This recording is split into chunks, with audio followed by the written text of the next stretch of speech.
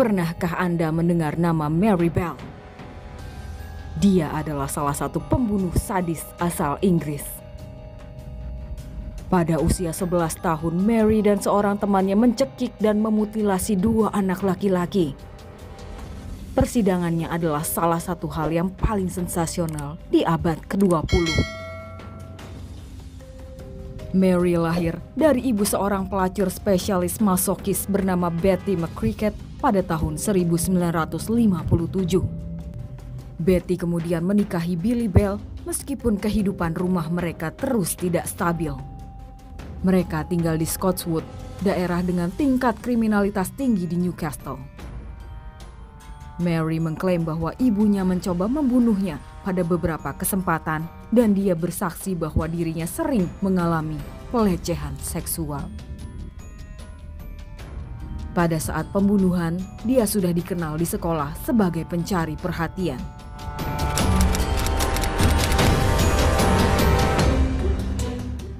Pada suatu hari di usia Mary yang baru 10 tahun, 3 ibu melaporkan polisi bahwa Mary telah berusaha mencekik anak perempuan mereka yang masih kecil. Kemudian pada 25 Mei, sehari sebelum dia berusia 11 tahun, Mary Bell mencekik Martin Brown yang berusia 4 tahun hingga tewas di sebuah rumah kosong di Scotswood, Inggris. Dia meninggalkan tempat kejadian dan kembali dengan seorang teman, Norma Bell, untuk membuat fakta bahwa mereka telah dipukuli di sana oleh 2 anak laki-laki lainnya. Alhasil polisi kebingungan. Selain sedikit darah dan air liur di wajah korban, tidak ada tanda-tanda kekerasan yang terlihat. Namun ada sebotol obat penghilang rasa sakit kosong di lantai di dekat tubuh. Tanpa petunjuk lebih lanjut, polisi menduga Martin Brown telah menelan pil tersebut. Kepolisian menyimpulkan kematian Martin Brown sebagai kecelakaan. Kemudian, beberapa hari setelah kematian Martin, Mary Bell muncul di depan pintu keluarga Brown dan meminta untuk menemuinya. Ibunya dengan lembut menjelaskan bahwa Martin telah meninggal, tetapi Mary berkata bahwa dia sudah mengetahuinya. Dia ingin melihat tubuhnya di peti mati. Tak lama setelah itu, Mary dan temannya Norma masuk ke sebuah sekolah pembibitan dan merusaknya dengan catatan bertanggung jawab atas kematian Martin Brown dan berjanji untuk membunuh lagi. Polisi menganggap catatan itu adalah lelucon yang tidak wajar karena yang menulis catatan tersebut adalah anak-anak.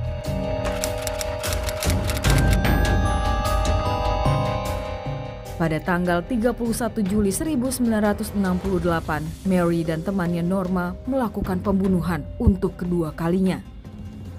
Mary mencekik Brian Howe yang berusia 3 tahun, lalu meninggalkan tubuhnya di tanah kosong di daerah Scotswood.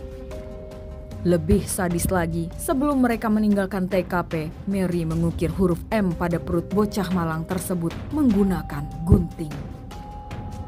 Kesadisan Mary tidak berhenti sampai di situ. Dia juga memotong sebagian rambut korban, menyayat kakinya, dan memutilasi alat kelamin korban.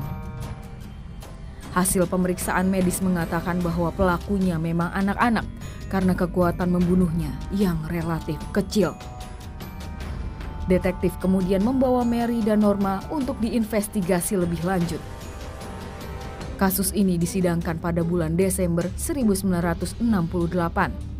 Dalam persidangan, rekan Mary, Norma, mengatakan bahwa dirinya sempat memohon agar Mary berhenti menyakiti Howe. Dalam persidangan, Norma dibebaskan dalam kasus pembunuhan. Berbeda dengan Mary yang tetap dijatuhi hukuman. Mary dipenjara pada penjara anak di Red Bank Community Home. Setelah menjalani masa hukuman selama 12 tahun, pada akhirnya Mary dibebaskan pada tahun 1980 ketika dia berumur 23 tahun. Dan 4 tahun kemudian dia melahirkan seorang anak perempuan pada tanggal 25 Mei 1984. Setelah anaknya lahir, Mary sempat mendapatkan masalah tentang hak asuh anak tersebut mengingat dia pernah membunuh 2 orang anak kecil sebelumnya. Namun pada akhirnya Mary diizinkan untuk membesarkan anaknya. Anak Mary tidak tahu tentang masa lalu ibunya sampai lokasi mereka ditemukan oleh wartawan pada tahun 1998 dan hal tersebut membuat mereka harus meninggalkan rumah.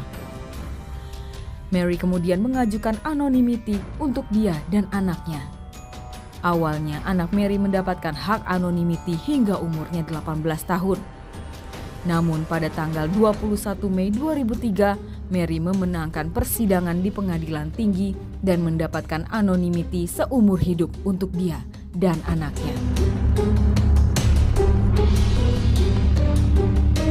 Lalu, di mana Mary Bell sekarang?